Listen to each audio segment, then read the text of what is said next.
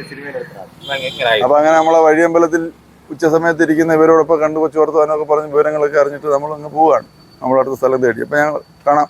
ഈ ക്ഷേത്രത്തിന് മംഗാരോട് ക്ഷേത്രത്തിന് രണ്ട് കടമുണ്ട്.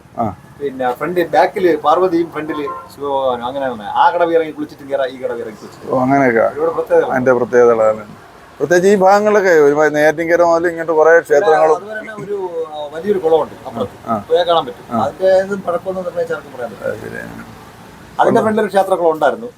അത് ക്ഷേത്രക്കുളമായത് ക്ഷേത്രം വയ്ക്കാൻ വേണ്ടി മണ്ണെടുത്ത് പണ്ട് കല്ലുരുട്ടിയാണല്ലോ കേരളം മറ്റെന്തെങ്കിലുമൊക്കെ വെച്ച് വലിയ കല്ലുകളെല്ലാം ഉരുട്ടി അങ്ങനെയാണ് അത് കുളമായത്.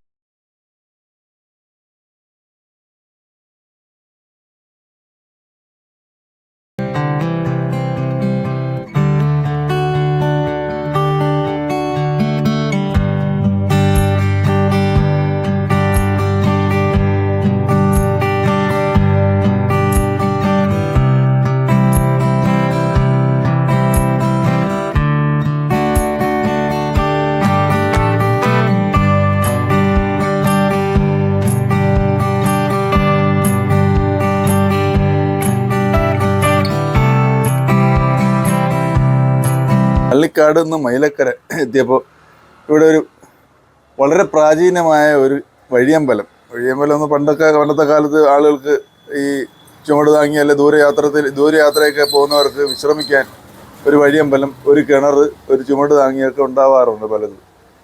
മണ്ഡപത്തിന് കടവിൽ കുളിക്കടവും ചുമട് താങ്ങിയൊക്കെ ഉണ്ടായിരുന്നു എന്ന് പറയുന്നത് പോലെ അങ്ങനെയുള്ളൊരു പണ്ട് ഒരു സഞ്ചാര വഴിയായിരുന്നു കാണും ഇത്. ആ സമയത്ത് ആളുകൾക്കൊന്ന് വിശ്രമിക്കാൻ ഇതുപോലെ ഉച്ച സമയത്ത് എന്തെങ്കിലുമൊക്കെ കഴിച്ചിട്ട് ഇച്ചിരി ഒന്ന് മയങ്ങാനോ ഒക്കെ ആയിട്ടുണ്ടായിരുന്ന ഒരു വഴിയമ്പലമാണ്.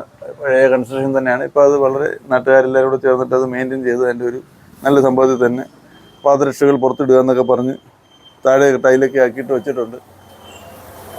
തടി ഉരുപ്പടികളും അതിൻ്റെ കൺസ്ട്രക്ഷനൊക്കെ മേളിൽ നല്ല സെറ്റപ്പിലാണ് ചെയ്ത് വെച്ചിട്ടുള്ളത്. അപ്പോൾ അങ്ങനെ മൈലക്കരയിൽ അത് കണ്ടപ്പോൾ അതിൻ്റെ ഒരു കൗതുകം. അത് മാത്രമല്ല, അതിനോട് ചേർന്ന് പല സംവാദങ്ങളും ഉണ്ടെന്നാണ് ഇവിടെ ഒരു ചേട്ടനിരുന്ന് പറയുന്നത്. നമുക്ക് അതിനെക്കുറിച്ചൊന്ന് ചോദിക്കാം. ഇതൊക്കെ ഈ പറഞ്ഞ പോലെ വർഷങ്ങളുടെ പഴക്കമുള്ള സംഭവങ്ങളായിരിക്കും. നിങ്ങൾക്കൊന്നും ചിലപ്പോൾ ഓർമ്മ കാണത്തില്ല. നിങ്ങളുടെയൊക്കെ ചിലപ്പോൾ 400 വർഷത്തിന് മുമ്പുള്ളതാണ് ഇതൊക്കെ അല്ലേ? ആ ചെക്കൊക്കെ എന്ന് പറഞ്ഞു കഴിഞ്ഞാൽ അതിൻ്റെ ഇതൊന്നും നമുക്ക് പറയാൻ പറ്റില്ല. ഈ മംഗാരവട്ടത്ത് മഹാദേവ ക്ഷേത്രമായിട്ട് ബന്ധപ്പെട്ടതാണ്. എവിടെയാണ്?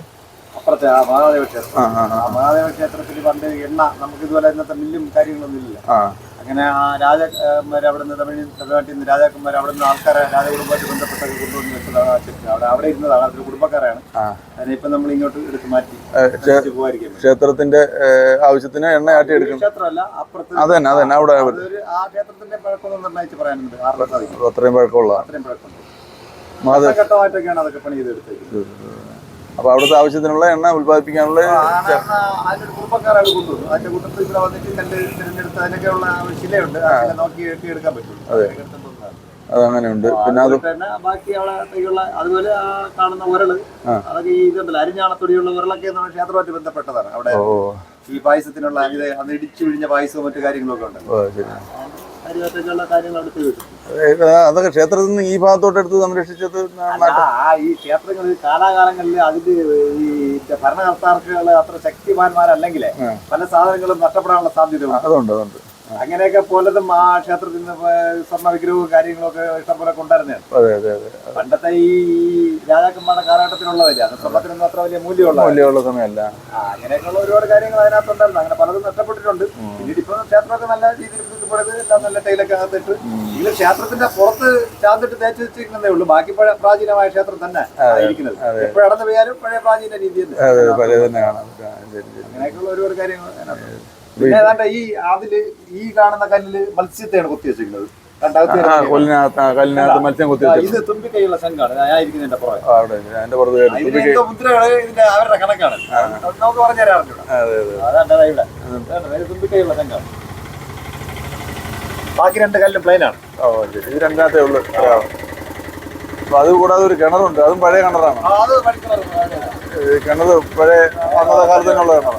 അന്നത്തെ കാലത്തുള്ളതാണോ? ആ കാലഘട്ടത്തിൽ ഈ വെള്ളം കുടിക്കാൻ വേണ്ടി കിടന്ന് അങ്ങോട്ട് പോകാതിരിക്കാൻ വേണ്ടി പിന്നീട് ഇപ്പൊ അതിനെ പുതുക്കിപ്പെടുത്തിയിട്ടുണ്ട്. കുറെയൊക്കെ ഇറക്കി ഒരു കുറച്ചുകൂടി ഡെവലപ്പ് ചെയ്ത് പ്രത്യേകിച്ച രീതിയിലൊക്കെ ചെയ്ത് വെച്ചിട്ടുണ്ട്. ഈ തൂണൊക്കെ ഇപ്പൊ രണ്ടാമത് പണിതാണ്. സൗന്ദര്യവൽക്കരിച്ചു.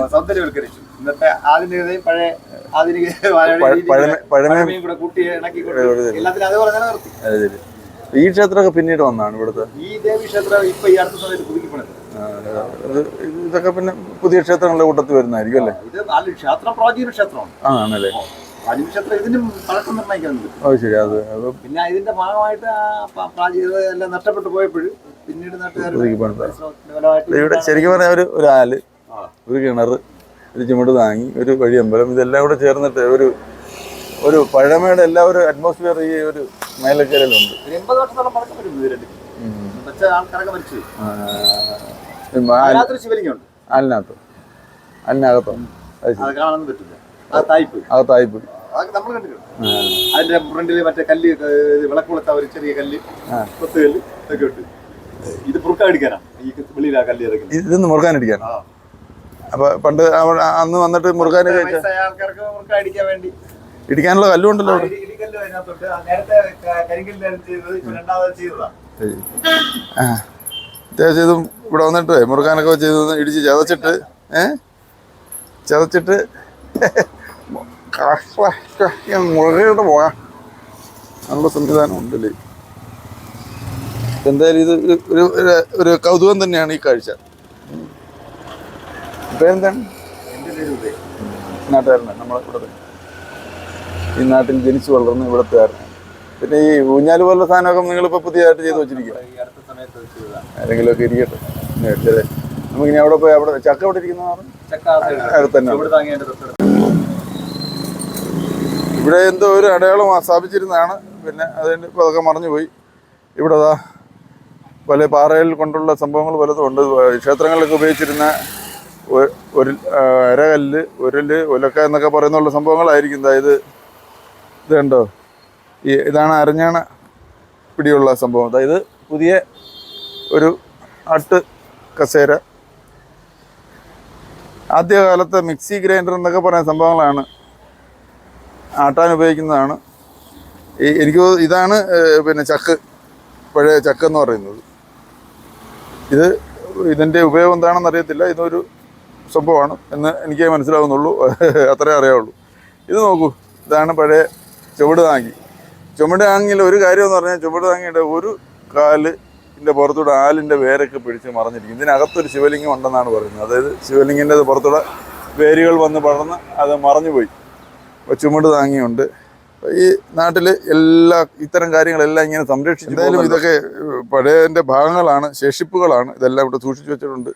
ഒരു നല്ലൊരു അറ്റ്മോസ്ഫിയർ. കാരണം ഒരു കവല കണ്ടപ്പോൾ അവിടെ ഒരു ആല്, ഒരു ക്ഷേത്രം, ഒരു കിണർ, ഇതൊക്കെ കണ്ടു കഴിഞ്ഞപ്പോഴാണ് ആ വഴിയമ്പലവും കണ്ടത്. വഴിയമ്പലത്തിൻ്റെ ബ്യൂട്ടി കണ്ടപ്പോഴത്തേക്ക് എല്ലാം കൊണ്ട് ഒത്തിണങ്ങിയ ഒരു കവല, ആൽമരം, ക്ഷേത്രം, കിണർ, അങ്ങനെ ഇത് കണ്ടപ്പോൾ ഒന്ന് ഇറങ്ങി, അത് നോക്കി, അത് കണ്ടു, മനസ്സിലാക്കി.